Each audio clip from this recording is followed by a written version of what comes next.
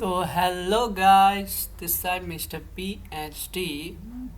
आज I told you कि मैं सारे 6 सेमेस्टर के नोट्स आप लोगों को प्रोवाइड करने वाला हूँ। तो आज मैं आप लोगों को ईडीएम की पहला चैप्टर, तो गाइस आप लोग ध्यान से सुनो मेरी बात। जो ईडीएम के पहले चैप्टर है ना तो बुक्स में सिलेबस के अकॉर्डिंग दिया हुआ है, ना टीचर्स अपने सिलेबस के अकॉर्डिंग पढ़ा रहे हैं। ठीक है, सिलेबस कहीं और भाग रहा है, बुक में कुछ और दे रहे हैं। ठीक है, तो इन सब प्रॉब्लम को मद्दे नज़र रखते हुए मैंने ये नोट्स बनाए हुए हैं। ठीक है, जो कि 100% अकॉर्डिंग टू सिलेबस है। ये एक नोट्स ही नहीं, एक किस्म का बुक्स ही है, that is written by the me. Okay guys, तो चलो अब चैनल पे नए हो तो चैनल को सब्सक्राइब करना। ठीक है, and like this video if you people love the video. Okay, और अगर आप लोगों को पीडीएफ चाहिए तो नीचे लिंक दिया गया हुआ है, टेलीग्राम पे जाके ज्वाइन कीजिए या फिर व्हाट्सएप ग्रुप पे ज्वाइन कीजिए, then you can got all the PDF of this video. Okay, तो चलिए अब मैं आप लोगों को शुरू करके दिखाता हूँ। ठीक है गाइज, तो ये रहा मेरा पीडीएफ खुल गया है। ठीक है, तो पहला चैप्टर में हमारे पहले सेक्शन है एंटरप्रेन्योरशिप। ठीक है, तो एंटरप्रेन्योर की पहले तो एक छोटा सा डेफिनेशन दिया हुआ है, नीचे देखो आप लोग। What is an entrepreneur? तो entrepreneur is the person who started a business, he is an action oriented. ठीक है, वो क्या होता है? एंटरप्रेन्योर एक बंदा होता है जो एक्शन ओरिएंटेड होता है, जो क्या करता है, रिस्क लेता है। ठीक है, टू अचीव द गोल्स। तो यानी कि एंटरप्रेन्योर वो बंदा होता है जो रिस्क लेके कोई भी बिजनेस को स्टार्ट करता है। ठीक है, तो इसके बारे में वेबस्टर डिक्शनरी में भी एंटरप्रेन्योर का डेफिनेशन दिया हुआ है। ठीक है, according to Webster dictionary, entrepreneur is defined as the individual who forecast future demand for a product और service and arrange a business enterprise to respond their demands. तो भविष्य में जो डिमांड होने वाला है उसको क्या करता है, वो पहले से आकलन करके देखता है और उसके बाद उसी हिसाब से अरेंजमेंट करके क्या करता है, एक इंटरप्राइज बनाता है। ठीक है, तो that's the bottom line entrepreneur का, जो रिस्क लेके काम करता है। ठीक है, तो अब देखो इसका कैरेक्टरिस्टिक्स क्या होना चाहिए एक एंटरप्रेन्योर के अंदर में। एक तो इनिशिएटर होना चाहिए। ठीक है, इनिशिएटर का मतलब होता है कि आपका डिमांड के हिसाब से वो क्या करेगा, अपना एक नया नया बिजनेस को स्टार्ट करेगा। ठीक है, जैसे स्कूल के बगल में अगर हम बर्गर की दुकान लगाएंगे तो बहुत चलेगा। ठीक है, ठीक है ना गाइज। अगर हम स्कूल के सामने कपड़े की दुकान खोलेंगे तो ज़्यादा नहीं चलेगा, एज के सब बर्गर की दुकान या गोलगप्पे की दुकान खोले। ठीक है, तो यहाँ पे गोलगप्पा खोलना यानी कि उसका एक विशेषता है उस व्यक्ति का, that is known as the initiator. ठीक है, और अपॉर्चुनिटी सीकर भी होता है, जहाँ पे अपॉर्चुनिटी मिला वहाँ पे झपट्टा मार के उसको लपक के ले लेता है। ठीक है, that's the things. Information Sikar, अगर कहीं से भी आपको नॉलेज वाली चीज़ें मिल रही है तो वो बंदा क्या करता है, उसको ले लेता है। ठीक है, इंफॉर्मेशन सीकर भी होना ज़रूरी है। फिर एक परसिस्टेंस यानी कि धैर्य, एक धैर्य होना चाहिए एंटरप्रेन्योर के अंदर। ठीक है, धैर्य नहीं हो तब भी चलेगा, लेकिन धैर्य होना चाहिए उसके अंदर। ठीक है, धैर्य तो काम बिगाड़ देगी। और तो कमिटेड टू वर्क, अपने वर्क के प्रति कमिटेड होना चाहिए। जैसे लड़के लड़कियों के प्रति कमिटेड होते हैं ना, वैसे ही एक एंटरप्रेन्योर को भी कमिटेड रहना पड़ता है अपने काम के प्रति। ठीक है, और प्रॉपर प्लानर होना चाहिए, एक मस्त वाला प्लान करने वाला बंदा। सेल्फ कॉन्फिडेंस होना चाहिए, किसी के भी सामने जाके थर थर काँपने वाला लौंडा नहीं होना चाहिए। ठीक है, एक एंटरप्रेन्योर लीडरशिप यानी कि उसके अंदर नेतृत्व करने की एक गुण होना चाहिए। ठीक है, that is known as the leadership. ठीक है, सेविंग हैबिट सॉरी, तो सेविंग हैबिट्स बोले तो खर्चा रुपया, आमदनी अट्ठन्नी। सबने मूवी देखा होगा, तो ये सेविंग हैबिट नहीं है। तो हम करेंगे खर्चा अट्ठन्नी और आमदनी रुपया। ठीक है, तो that is known as the saving habit. ठीक है, और कॉरेज यानी कि हर एक सिचुएशन को हैंडल करने की एक क्षमता होना चाहिए एंटरप्रेन्योर के अंदर। Okay, that is known as the courageous. ठीक है, अब देखो यहाँ पे मैंने ऊपर आप लोगों को दिखाई दे रहा होगा फैक्टर ऑफ प्रोडक्शन लिखा हुआ है। तो एक्चुअली मेरे को ये पता नहीं था, because I am not the student of what entrepreneur या कॉमर्स, तो मैंने लिख दिया। तो हमारे फैक्टर्स ऑफ प्रोडक्शन होती है लेबर, लैंड, कैपिटल और एंटरप्रेन्योर। आप लोग भी ध्यान पे रख लो, क्या पता कभी यूपीएससी में पूछ लिया जाए। ठीक है, तो चलिए फंक्शंस ऑफ एन एंटरप्रेन्योर। तो अगला टॉपिक है हमारा फंक्शंस, यानी कि एंटरप्रेन्योर क्या क्या कार्य करते हैं। तो देखो इनोवेशन का काम करते हैं। ठीक है, इनोवेशन बोले तो नई कुछ इनोवेट करना, ठीक है। An entrepreneur introduce a new concept in any branch of the economic activity, यानी कि इकोनॉमिक एक्टिविटी के अंदर एक नया सा आइडिया निकाल के लाता है, ठीक है। जैसे टेस्ला ने निकाला था कि the car without the driver, something like that, ठीक है। तो इनोवेशन में अगर इन द फॉलोइंग फॉर्म्स, तो देखो ये ABCD नहीं भी लिखोगे ना, आप लोगों को इनोवेशन याद होना चाहिए। और इनोवेशन का मतलब क्या हुआ वही याद होना चाहिए, नई टेक्निक्स लाना। और दूसरा फंक्शंस होता है रिस्क टेकिंग। भाई रिस्क है तो इक्स है, famous dialogue of Harshad Mehta, ठीक है। तो रिस्क है तो इक्स है, तो रिस्क लेना भी चाहिए, ठीक है। अगर कहीं पे रिस्क उठ रहा है तो रिस्क लेने वाला भी होना चाहिए। अगर उसके पास पैसे नहीं है तो वो अपने लैंडलॉर्ड को क्या करेगा, गारंटी देगा कि भाई तेरे पैसे मैं दे दूंगा, मुझ पर भरोसा कर भाई। ऐसे वाले बंदे होने चाहिए, ठीक है, बातों से। और ऑर्गेनाइजेशन बिल्डिंग तो होना ही चाहिए, ठीक है। यानी कि ऑर्गेनाइजेशन बिल्डिंग्स का मतलब होता है जो अभी मैंने प्रोडक्ट ऑफ फैक्टर्स जितने भी थे हमारे, बोले तो लैंड, ठीक है, लेबर, कैपिटल, इन सब को एक जगह पे संगठित करना ही हमारा ऑर्गेनाइजेशन बिल्डिंग्स होता है, ठीक है। तो basically this three are the main functions of an entrepreneur, ठीक है। होप आप लोगों को समझ में आ रहा होगा वीडियो, ठीक है। अब देखो पीटर किल्बी, ये इकोनॉमिस्ट है, इसने कुछ फंक्शंस दिए हुए हैं, तो ठीक है। अगर आप लोगों को ये तीन याद नहीं हो रहे तो आप ये भी याद कर सकते हो फंक्शंस क्या क्या होते हैं एक एंटरप्रेन्योर का, ठीक है। तो वही है, फीचर्स में ही मिला जुला के लिखा हुआ चीज़ें हैं, ठीक है। The first one is the perceiving market opportunity, ठीक है, बताने की ज़रूरत नहीं है। मार्केट की अपॉर्चुनिटी को क्या करना, ग्रैब करना। Gaining command over scarce resources, ठीक है, दुर्लभ रिसोर्सेज के ऊपर कमांड करना। परचेजिंग इनपुट, ठीक है, managing finances, upgrading process and product, stealing with bureaucrats बोले तो जो सरकारी लोग होते हैं ना, जैसे मतलब बातचीत होना चाहिए नेता लोगों से, उस टाइप्स का होते हैं ब्यूरोक्रेट्स, ठीक है। मार्केटिंग द प्रोडक्ट्स, तो आप लोगों को ये कोई बात नहीं है। तो अब ये एंटरप्रेन्योर का फंक्शंस मेरे ख्याल से ये जो है ना 10 दिए हुए, आप लोग इनको याद करिए, ठीक है। वो 3 तो याद होगा, तो आप लोग को लेंथी लिखना पड़ेगा। अगर आप लोगों ने पॉइंट टू पॉइंट लिखा ना तो भी चलेगा, ठीक है। तो हम नीचे जाते हैं। तो एज आई टोल्ड यू कि ये हमारा सबसे लंबा चैप्टर है। अकॉर्डिंग टू सिलेबस 20 मार्क्स का पूछे जाने वाला है क्वेश्चंस यहाँ से। तो हमारे क्वेश्चन वैसे 150 मार्क्स के आते हैं, मतलब करने हमें 100 के होते हैं लेकिन आते तो 150 मार्क्स के। तो इस हिसाब से देखा जाए तो 30 मार्क्स के क्वेश्चन लगभग पास यही चैप्टर करवा सकता है। तो थोड़ा सा वीडियो लेंथी होने वाला है गाइस, ठीक है। तो देखो द मीनिंग ऑफ एंटरप्रेन्योरशिप, ठीक है। तो एंटरप्रेन्योरशिप एक प्रोसेस है, ठीक है। देखो आप लोग एंटरप्रेन्योरशिप और एंटरप्रेन्योर में थोड़ा बहुत डिफरेंस है। एंटरप्रेन्योर एक बंदा है, while the entrepreneurship is what, the entrepreneurship is a process. तो entrepreneurship like many other economic concept has been, पहले से ही विवाद पे आया हुआ है, ठीक है। It has been used in various ways and in various senses. The word entrepreneurship has been drive from the French word entrepreneur.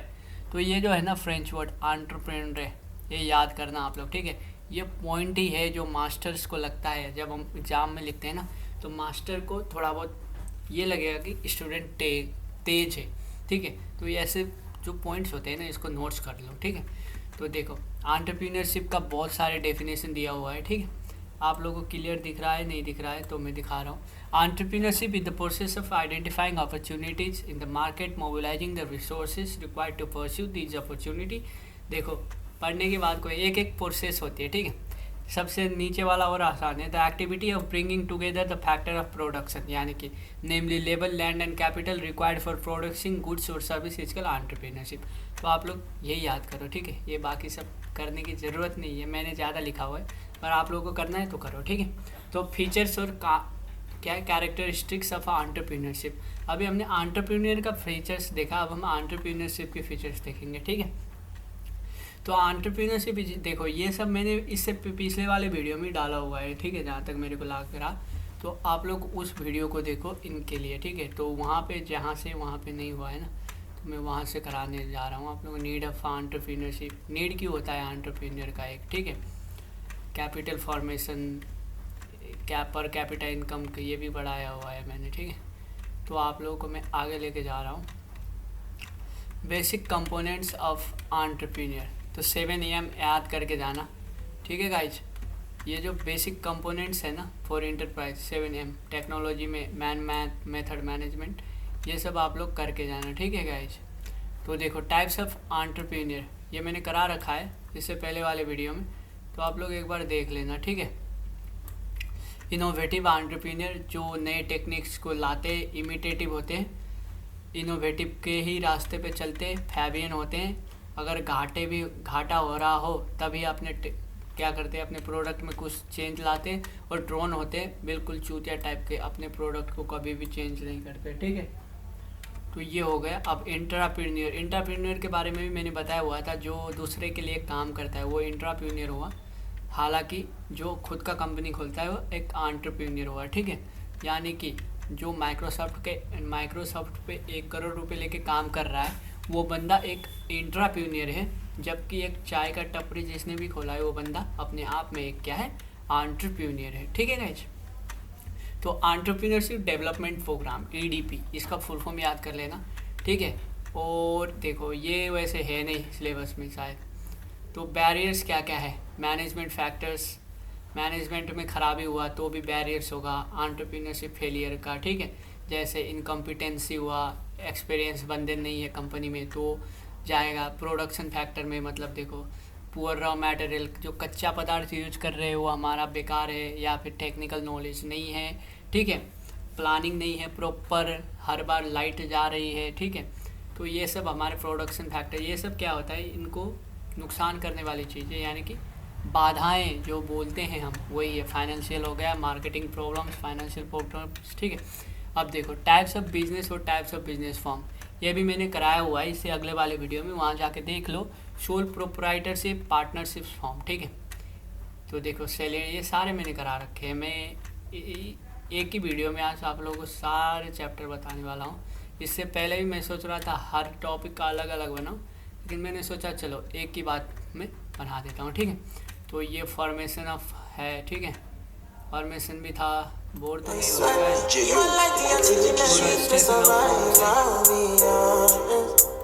Registration of forms भी है, ठीक है। उसके बाद अब देखो ये किधर गया, अब ये सोल वाला तक तो मैंने कराया हुआ था, ठीक है। इसके अलावा भी हमारे में क्या है, some other types of business forms, तो ये मैंने नहीं पढ़ाया हुआ था, ये मैं आप लोगों को बताने जा रहा हूँ। Some other types of business form, जो सोल और फॉर्म है ना, उसके अलावा भी कुछ है हमारे इंडिया में, ठीक है। तो एक्चुअली सिलेबस में टॉपिक्स हैं, आप लोगों को टीचर्स ने करवाया नहीं करवाया मेरे को नहीं पता, लेकिन मैं करवा रहा हूँ, ठीक है। तो पहला है हमारा हिंदू अनडिवाइडेड फैमिली, ठीक है। ये हमारा बहुत ही प्राचीन बिजनेस प्रणाली है। प्रणाली बोले तो एक बिजनेस टाइप, ठीक है, जहाँ पे ख़ानदानी रूप से क्या करते हैं, अपने आप बिजनेस करता है। अगर कोई किसी के पापा मर जाता है तो नए उसके जो बड़ा वाला बेटा होता है उसको बिजनेस को थोपा जाता है, ठीक है। तो जो इसमें को पार्टनर बोलते हैं, यहाँ पे लिखो, Hindu undivided family business is a precise kind of business structure found in India only. This is one of the classical method of business structure in the nation. It is administered by the Hindu law. The source of membership in the company is birth in a family and 3 consecutive generations can be members of the company. यानी कि दादा बेटा पोता पोती, ठीक है. The business is managed by the head of the family, eldest member and he is कर्ता. ये टॉपिक्स याद करना, टीचर्स खुश हो जाएंगे एग्जाम में, ठीक है. तो दूसरा है हमारा कोऑपरेटिव सोसाइटी, ये भी एक बिजनेस का टाइप से है, ठीक है. पढ़ो क्या लिखा हुआ है. There are different types of business organisation. One such form is cooperative society. Cooperative societies are form with the aim of helping their members, यानी कि अपने ही अंदर जो मेंबर्स हैं ना उनको हेल्प करने के लिए इस टाइप्स की सोसाइटी यानी कि बिजनेस खोला जाता है. This types of business organisation is formed mainly by weaker section of the society in order to prevent it. तो देखो गांव में होते हैं ना, गांव विकास के लिए छोटा छोटा ग्रामीण सब बैंक खोलते हैं लोग, तो वो सब आते हैं इनमें, ठीक है. Cooperative society needs to be registered under the cooperative societies act 1912 in order to function as legal entity, ठीक है. तो कैपिटल फी अपने अंदर ही रेज करते, और जॉइंट स्टॉक कंपनी, ये अभी का लेटेस्ट टेक्निक्स है कंपनी को बांटने की. आप जितने भी IPO स्टॉक्स सुनते हो ना कि अडानी का स्टॉक्स भाग रहा है, तो सारे कंपनी अभी क्या है स्टॉक्स के तरफ जा रहे हैं, ठीक है. इससे अपनी कंपनी की वैल्यूएशन तो बढ़ ही जाती है, और करने में भी आसान रहता है। आपको क्या चाहिए, एक बस डीमेट अकाउंट चाहिए करने के लिए, ठीक है। तो आप लोगों को कोई वो झंझट ही नहीं होगा, आपकी कंपनी स्टॉक्स के रूप में क्या होंगे, डिवाइड होंगे, ठीक है।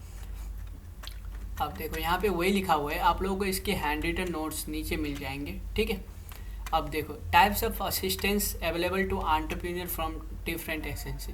तो क्या क्या होते हैं, इंडस्ट्रियल शेड यानी कि मकान का व्यवस्था कर देते हैं, सब्सिडाइज पावर सप्लाई यानी कि बिजली में भी कम पैसे लगते हैं, registration which is direct industries, financial assistance, machinery में असिस्टेंस मिलते हैं, ठीक है, मार्केटिंग असिस्टेंस मिलते हैं। तो ये सब टाइप्स के असिस्टेंस मिलते हैं। तो अब आते हैं मेन मुद्दा, जो हमें ज़्यादा रटने वाली चीज़ है, वो है various institution providing support to entrepreneur. तो देखो मैं बेसिक सा फंडा बना रहा हूँ इनका आप लोग बस फुल फॉर्म याद करो, ठीक है। डेट याद करने की कोई ज़रूरत नहीं है। और सबका ना लगभग वही है, सब क्या कर रहे हैं, स्मॉल एंटरप्रेन्योर को हेल्प कर रहे हैं। अगर आपको एक का भी याद है ना ढंग से, तो उसके नाम में जो जो है वही चीज़ लिख दो इसकी फीचर्स ऑब्जेक्टिव में, ठीक है। तो ज़्यादा ये सब पढ़ने वाली बात नहीं है। NSIC का फुल फॉर्म देखो, national small industries corporation, NSIC was set up in the year 1955 at the central government undertaking. बस ये जो पॉइंट है यही याद करना है, नेशनल स्मॉल इंडस्ट्रियल कॉरपोरेशन, ठीक है। अब ऑब्जेक्टिव में क्या है, देखो वही सब में सेम है भाई, अभी मैं दिखाऊंगा सब में वही टू डेवलप, वही है भांग हो रहा, ठीक है। सबका टू डेवलप क्या है, मशीन देना, ये देना, वो देना, सारे का एक ही है, बस फुल फॉर्म याद करो आप लोग, ठीक है। NRDC का है नेशनल रिसर्च डेवलपमेंट कॉरपोरेशन, ठीक है। और आप लोगों को देखो फंक्शन सबका वही है, स्मॉल एंटरप्रेन्योर को प्रमोशन कर रहे, फंक्शंस ऑलमोस्ट सेम है, लेकिन यही है कि बुक में नहीं दिया हुआ है, ठीक है। बुक दिखाता हूँ आप लोगों को क्या क्या बुक में नहीं दिया हुआ है। DIC तो दिया हुआ है, ठीक है, डिस्ट्रिक्ट इंडस्ट्री सेंटर, ये भी फुल फॉर्म याद करो आप लोग, ठीक है। फंक्शंस ऑब्जेक्टिव या फंक्शंस सेम बात है, कहीं भी आप लोग लिख सकते हो, ठीक है। सब में सेम फंडा है यार, सब स्मॉल एंटरप्रेन्योर की हेल्प कर रहे हैं फाइनेंशियली, सब कुछ सबका ना फंक्शन से एक ही है। तो आप लोग ज़्यादा सोचो मत, बस फुल फॉर्म और डेट याद करो। अब MSME ये बुक में दिया हुआ है, micro small and medium enterprises का फुल फॉर्म ये है, ठीक है।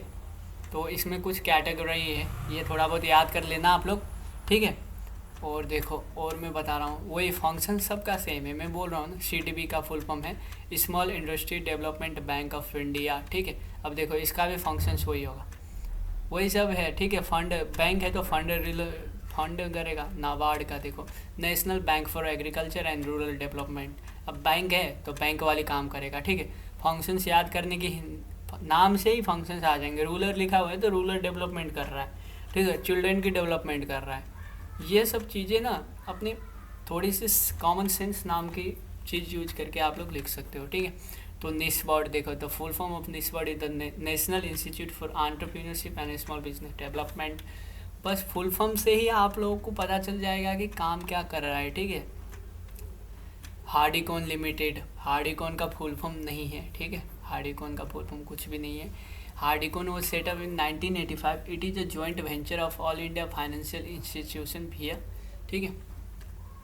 और ये IFCI बैंकों ने मिल के खोला था, आप लोग देख सकते हो। पहले ये हुए दिल्ली और हरियाणा गवर्नमेंट में ही हुए, दिल्ली और हरियाणा गवर्नमेंट ने ही स्टार्ट किया था हार्डिकॉन को, ताकि वो अपने अपने राज्य की विकास कर सके। बाद में ये क्या हो गया, पूरा कंट्री वाइज हो गया, ठीक है। और कॉमर्शियल बैंक में क्या होता है, कमर्शियल बैंक बोले तो आम आदमी का बैंक, जो हम डिपॉजिट करते हैं, SBI, PNB, ये सब हमारा कमर्शियल बैंक, इसी के बारे में लिखने का है। अब आप सोचोगे कि ये क्या करता है भाई, SBI क्या करता है, आपका पैसे डिपॉजिट करता है, आपको लोन देता है, ये सब इसका फंक्शन है। थोड़ी सी दिमाग लगाओ, लिखो, ठीक है। रेमिटांस करता है, कोई कुवैत पैसे भेज रहा, कोई बांग्लादेश भेज रहा, कोई नेपाल भेज रहा, यही सब है। अब देखो KVIB और KVIC, तो मैंने देखा है एग्ज़ाम में क्वेश्चन पेपर में, बुक में KVIC या KVIC में तो एक दो दिया हुआ है, तो लोग कंफ्यूज हो जाते हैं, ठीक है। तो यहाँ पे कंफ्यूज नहीं होना।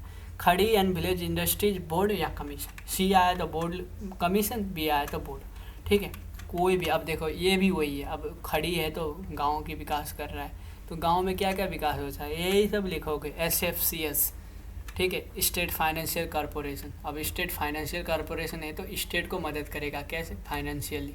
तो यही सब है, देखो लोन दे रहा, ज़्यादा कुछ नहीं सोचना है, TCOS टेक्निकल कंसल्टेंटिव ऑर्गेनाइजेशन, यानी कि क्या करता है, कंसल्टेंसी देने का काम करता है लोगों के बीच में, फाइनेंशियल, ठीक है।